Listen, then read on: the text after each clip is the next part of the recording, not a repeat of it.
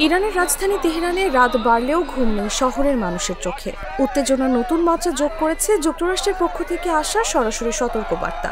Israeli প্রধানমন্ত্রী Benjamin নেতানিয়াহুর পর মার্কিন প্রেসিডেন্ট ডোনাল্ড ট্রাম্পও তেহরান খালি করার আহ্বান জানিয়েছেন।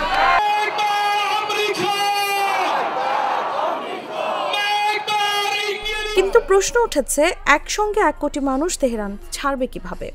এই প্রশ্ন ছড়িয়ে পড়েছে মেসেজিং অ্যাপের গ্রুপ চ্যাটে, সামাজিক যোগাযোগ মাধ্যমে ও শহরের প্রতিটি আতঙ্কগ্রস্ত মুখে।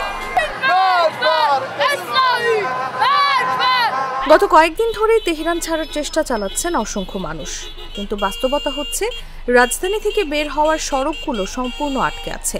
যানজট এমন পর্যায়ে পৌঁছেছে যে সাধারণত 3 ঘন্টার পথ পাড়ি দিতে লেগে যাচ্ছে 14 ঘন্টা।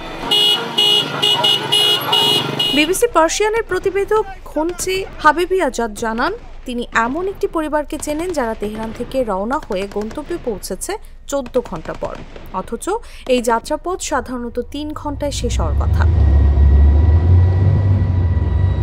এত সময় লাগলেও শেষ পর্যন্ত তেহরান থেকে বেরিয়ে আসতে পারায় পরিবারটি নিজেদের ভাগ্যবান মনে করছে। পরিবারটির সদস্যদের ভাষায়, ভাগ্যক্রমে শেষ পর্যন্ত তারা তেহরান থেকে বেরিয়ে আসতে পেরেছেন। তেহরানের বাসিন্দাদের আরও অনেকেই এমন কথা বলেছেন, তারা রাজধানী থেকে বেরিয়ে আসতে পেরে কিছুটা স্বস্তি পেয়েছেন। তবে তাদের অনেকে আবার উদ্বিগ্ন প্রিয়জনদের নিয়ে, যারা এখনও তেহরান ছাড়তে পারেননি।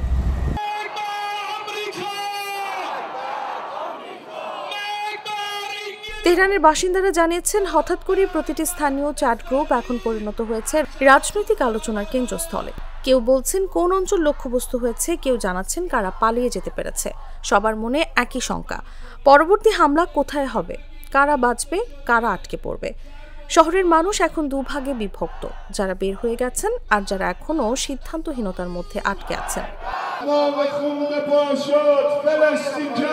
বস্তুত শহর ছাড়তে পারাটাই এখন এক প্রকার ভাগ্যের ব্যাপার হয়ে দাঁড়িয়েছে। যারা পারেননি তারা ভাবছেন, এই বিশাল জনসংখ্যা নিয়ে এমন একটি রাজধানী কিভাবে খালি করা সম্ভব।